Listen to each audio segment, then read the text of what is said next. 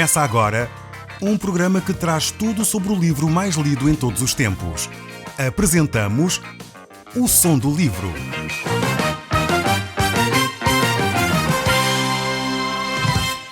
Seja muito bem-vindo. Neste podcast vai encontrar o livro mais conhecido e lido em todo o mundo. Vamos levá-lo numa viagem pela história da humanidade. Este é um audiolivro para si, para a sua família e sociedade em geral.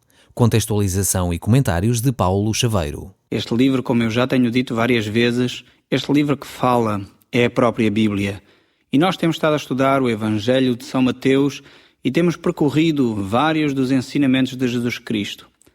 Jesus caminha para a cruz e nós olhamos para estes dias que antecedem a crucificação de Jesus Cristo e verificamos como Jesus está preocupado em deixar os seus últimos ensinamentos com os seus discípulos. Eles eram aqueles que iriam dar continuidade ao ministério de Jesus aqui na Terra. Verificamos que Jesus Cristo passa agora a maior parte do tempo com os seus discípulos. Ele deixa ensinamentos importantes sobre o reino dos céus, sobre o estabelecimento desse mesmo reino aqui na Terra. E nós dedicamos vários programas a estudar o capítulo 24 e 25 deste Evangelho de São Mateus, que mostra como Jesus Cristo, o Rei Todo-Poderoso, iria estabelecer no futuro aqui o seu reino. Talvez para os discípulos, alguns deles, isto era uma novidade. Eles não estavam a contar que Jesus Cristo iria fazer isso. Eles estavam na expectativa de que ele estabelecesse o seu reino imediatamente, mas a realidade era que Jesus iria adiar esse estabelecimento do reino. Vemos que Jesus esteve ainda com Simão, chamado leproso, na terra de Betânia. E lá, juntamente, Maria ungiu Jesus. E esse ato de Maria foi de grande impacto para Jesus, e Jesus deixou claro que essa atitude deveria ser anunciada em todo o mundo onde fosse pregado o Evangelho. Isto para honrar este ato de Maria, algo que Maria Madalena tinha feito de todo o coração, simplesmente para honrar Jesus. Mas também era um ato de alguma forma profético, manifestando aquilo que iria acontecer a Jesus, que ele iria ser sepultado, ele iria morrer no lugar de muitos. Jesus, ao fazer essa entrega da sua vida por nós, deu-nos a possibilidade de um novo começo. A sua morte, sepultamento e ressurreição é o início também de uma nova vida para cada um de nós, em que nós podemos relacionar-nos com ele, não mais por regras, mas por graça, não por merecimento, mas porque o Deus de amor trouxe até nós a possibilidade de nos relacionarmos com ele. Jesus será entregue então nas mãos dos malfeitores e ele o faz livremente. Ele dá a sua vida por cada um de nós. E nós nos encontramos no Evangelho de São Mateus, capítulo 26, no verso 23. E ele responde: "O que comigo mete a mão no prato, este me trairá. O Filho do Homem vai, como está escrito, a seu respeito. Mas ai daquele por intermédio de quem o Filho do Homem está sendo traído. Melhor lhe fora não haver nascido." Jesus Cristo está ainda com os seus 12 discípulos e estes malfeitores, começando pelo próprio Judas, vão entregar Jesus à morte. Ele próprio tenha já dado a sua vida para morrer em resgate de muitos, mas ai daqueles por quem Jesus será traído. Melhor lhe fora não haver nascido, diz o próprio Jesus acerca destas pessoas, pois eles estão a lidar com o próprio Deus, o Filho de Deus. Não sei se você está lembrado daquela história que Jesus contou acerca daquele homem que plantou uma vinha e mandou os seus servos. E depois eles, os agricultores que tinham arrendado essa vinha, maltrataram os servos e devolveram um. Então esse senhor mandou de novo mais servos e eles maltrataram e mataram mais esses servos. Até que por último esse senhor mandou o seu filho e esses agricultores mataram o seu próprio filho. Jesus está a falar acerca dele próprio nessa parábola. E a atitude com que esse rei tratou, ou esse senhor tratou aqueles agricultores daquela vinha, será também a atitude com que Jesus tratará aqueles que o maltrataram. Verso 25 diz: "Então Judas, que o traía, perguntou: Acaso sou eu, mestre? Respondeu-lhe Jesus: Tu dissestes." O próprio Judas tem esta atitude hipócrita, sabendo perfeitamente o que ele já tinha feito esse pacto com os sacerdotes, já tinha recebido as moedas como troca, digamos assim, daquilo que ele iria fazer por Jesus, da traição que ele fez a Jesus. No entanto, ele ainda pergunta: serei eu, mestre? E Jesus usa as suas próprias palavras para dizer: tu dissestes. Enquanto comiam, tomou Jesus um pão e, abençoando-o, partiu e deu aos discípulos, dizendo: tomai e comei, isto é o meu corpo. A seguir tomou um cálice e, tendo dado graças, o deu aos seus discípulos, dizendo: bebei dele todos, porque isto é o meu sangue, o sangue da nova aliança, derramado em favor de muitos, para a remissão dos pecados. Aqui Jesus estabelece este cerimonial que é bem conhecido como a Santa Ceia ou a Eucaristia, e Jesus está, de alguma forma, a trazer até aos seus discípulos uma cerimónia que ficará como lembrança para eles. Esta cerimónia de partir do pão e de distribuir o cálice entre eles. Esse pão que simboliza o seu corpo e esse cálice que simboliza o seu sangue. Jesus está a identificar elementos bem simples que nós todos conhecemos com o ato sacrificial que ele teve, de entregar o seu corpo e o seu sangue por cada um de nós. Este sacrifício que Jesus faz ficará para sempre registado em cada vez que nós celebramos a Santa Ceia. É um ato de comunhão, é um ato também de lembrarmos a bondade de Deus para conosco. É um memorial que Jesus Cristo deixou para cada um de nós. Cada vez que nós celebramos esse cerimonial, lembramos a morte de Jesus Cristo até que Ele venha. Por outro lado, este cerimonial inicia uma nova aliança, significando que a velha aliança que Deus havia estabelecido com a nação de Israel havia cessado. E Jesus está a iniciar um novo pacto com um novo povo.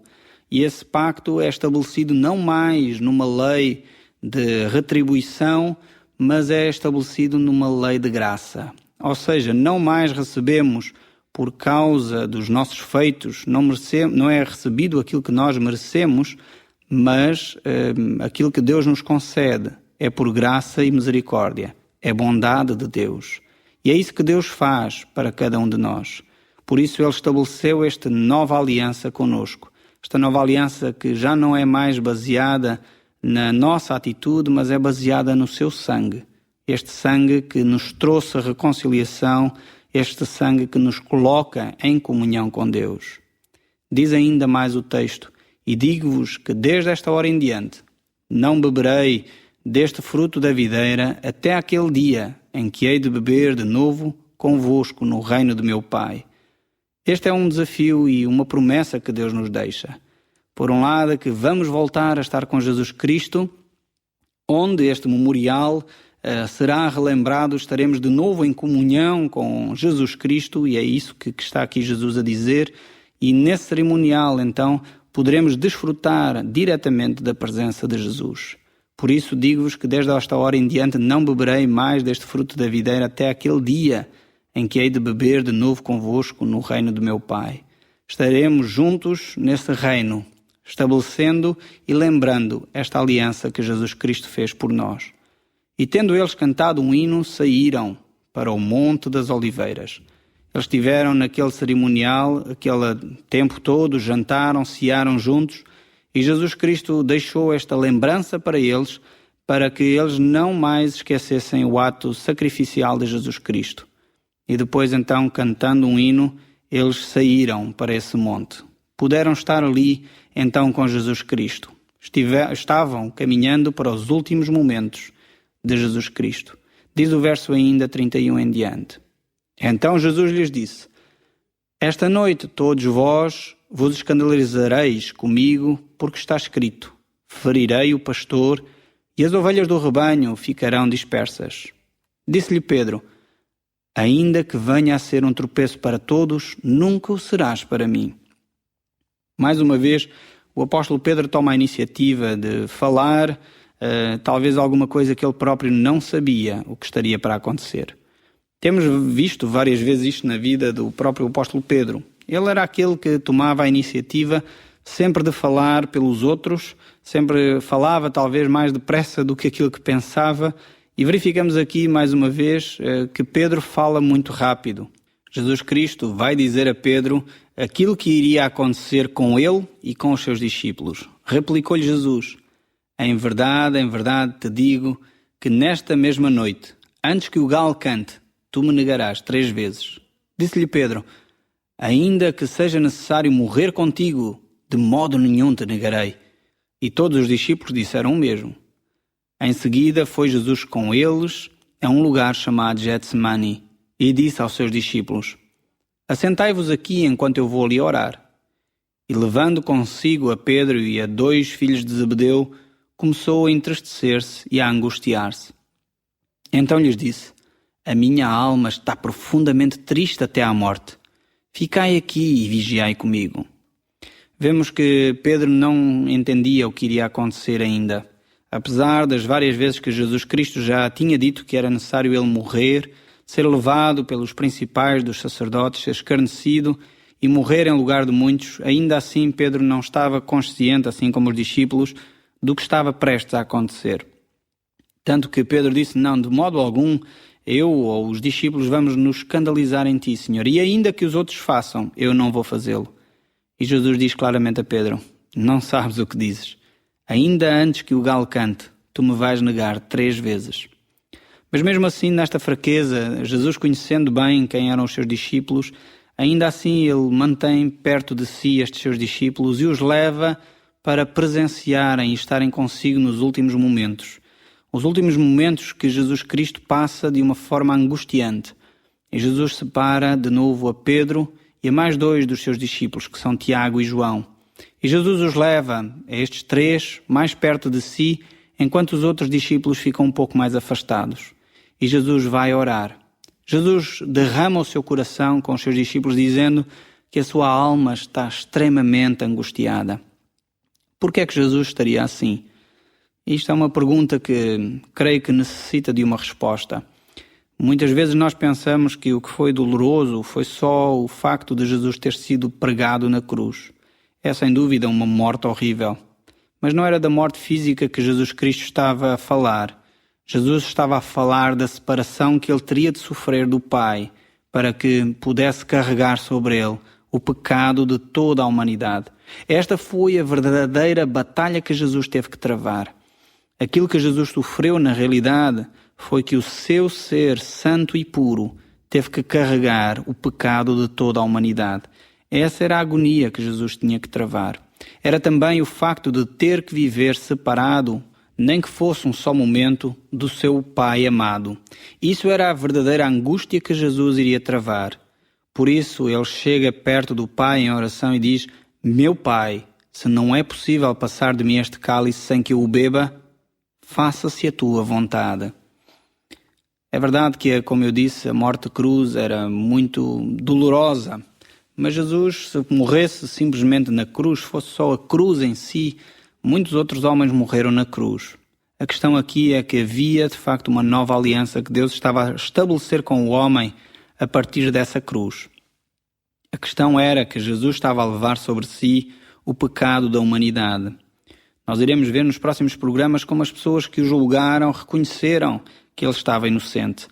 E era essa inocência trazida sobre Jesus Cristo e o pecado da humanidade que lhe foi colocado sobre os ombros que o fazia angustiar. Ele era inocente realmente, mas o pecado do homem o tornava maldito de Deus. Por isso ele grita na cruz: Deus meu, por que me desamparaste? E é essa a angústia que Jesus está a viver neste momento. Então, voltando ele, achou os seus discípulos a dormir. Estavam eles porque tinham os olhos pesados. E deixando-os novamente, foi orar pela 3ª vez, repetindo as mesmas palavras. Então voltou para os discípulos e lhes disse: ainda dormis e repousais? Eis que é chegada a hora, e o Filho do Homem será entregue nas mãos dos pecadores. Jesus então sente esta angústia, vê que os seus discípulos, apesar de ele estar a caminhar para a cruz, continuam adormecidos, continuam sem perceber muito bem as dificuldades pelas quais ele está a passar. E Jesus diz: já chegou a hora, já não vale a pena continuarem a dormir, porque é chegada a hora do Filho do Homem ser entregue. levantai-vos e vamos. Eis que o traidor se aproxima. Falava ele ainda, e eis que chegou Judas, um dos 12, e com ele grande turba com espadas e cacetes, vinda da parte dos principais de sacerdotes e dos anciãos do povo. Este Judas e toda esta população vinham para prender Jesus. Este Judas, o grande traidor, que tinha testemunhado milagres incríveis da pessoa de Jesus Cristo, não estava a entender a quem ele estava a fazer isto. Ele não tinha certamente entendido que Jesus Cristo é o próprio Deus. É o Deus feito homem, Deus que está no nosso meio. Ora, o traidor se lhe havia dado um sinal. Aquele a quem o beijar é este. Prendei-o. Com um beijo, este beijo talvez dos mais horríveis que alguma vez foi dado por um homem, é um beijo de traição. E com este beijo de traição, Judas procura prender a Jesus. Procura que Jesus seja levado pelas tropas, pelos principais dos sacerdotes. E logo aproximando-se de Jesus, disse: Salve, mestre, e o beijou. Jesus, porém, lhe disse: Amigo, para que vieste? Nisto, aproximando-se, eles deitaram as mãos em Jesus e o prenderam. Jesus estava ali junto a estes homens e mesmo assim ainda diz: Amigo, a que vieste? Jesus sabia o que Judas vinha fazer, mas mesmo assim Jesus esperava talvez que Judas se arrependesse, não sabemos ao certo. Mas o facto é que mesmo assim Jesus ainda lhe diz: Amigo, a que vieste? E este Judas mantém-se firme na traição que vinha fazer. E diz ainda o texto bíblico: E eis que um dos que estavam com Jesus, estendendo a mão, sacou da espada e, golpeando o servo do sumo sacerdote, cortou-lhe a orelha. Nós sabemos pelos outros evangelhos, em João, por exemplo, capítulo 18, que quem era este homem que teve esta atitude? Este homem era o apóstolo Pedro. O apóstolo Pedro, este apóstolo bastante impetuoso, sempre falando mais depressa que os outros, sempre agindo mais depressa que os outros, como se Jesus Cristo não se soubesse proteger. Pedro age desta forma, ainda não entendendo que era o próprio Jesus que estava a dar a sua vida para cada um de nós. Ele cortou esta orelha àquele homem, mas Jesus curou este homem ainda, colocou a orelha de novo no seu sítio.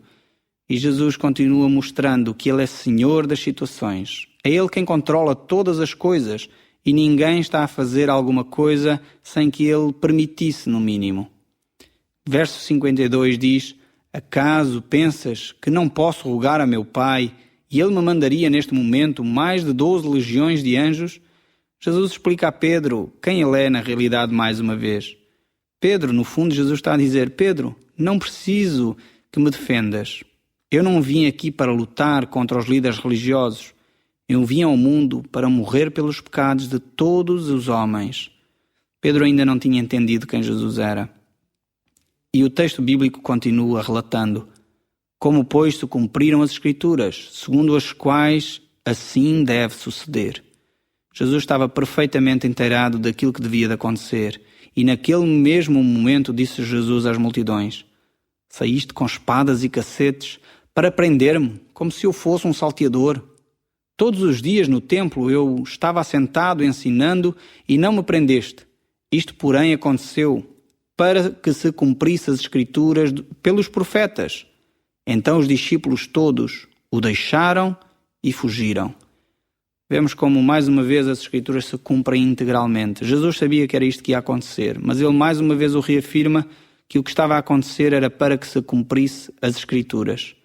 E o prenderam e levaram Jesus à casa de Caifás, o sumo sacerdote, onde se haviam reunido os escribas e os anciãos. Jesus continua sendo o Senhor da situação, mas mesmo assim, estes homens levam Jesus e não deixam de ser, de alguma forma, responsáveis pelos seus atos.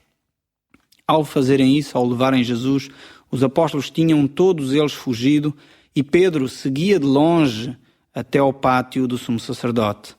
E, tendo entrado, assentou-se entre os serventários para ver o fim.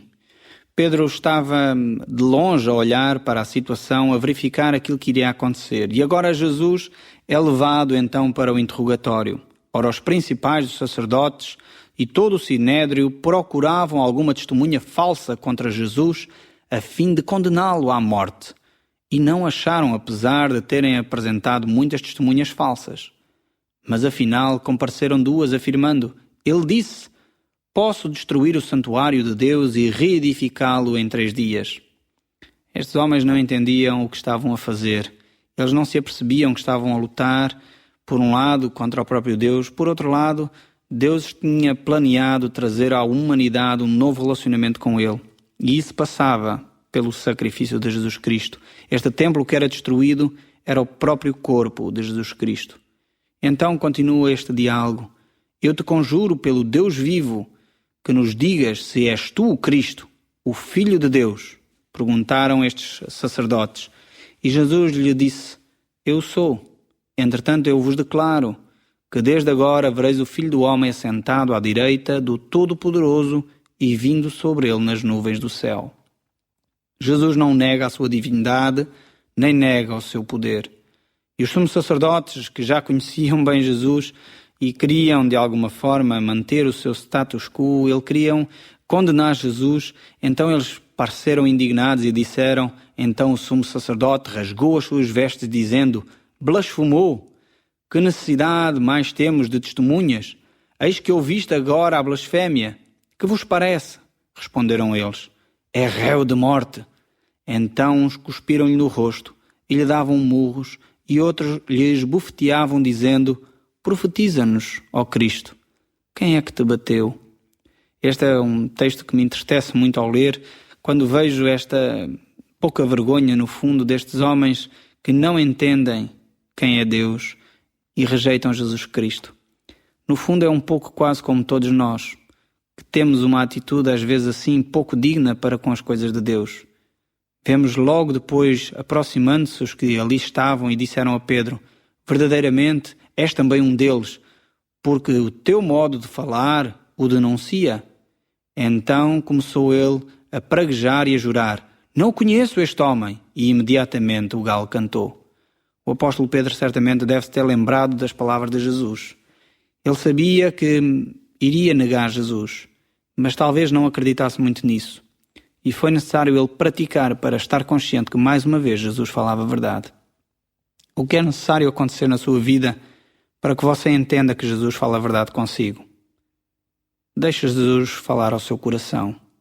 Nós iremos continuar a ver no próximo programa o que estes homens fizeram a Jesus. O Som do Livro, uma produção da Rádio Transmundial de Portugal.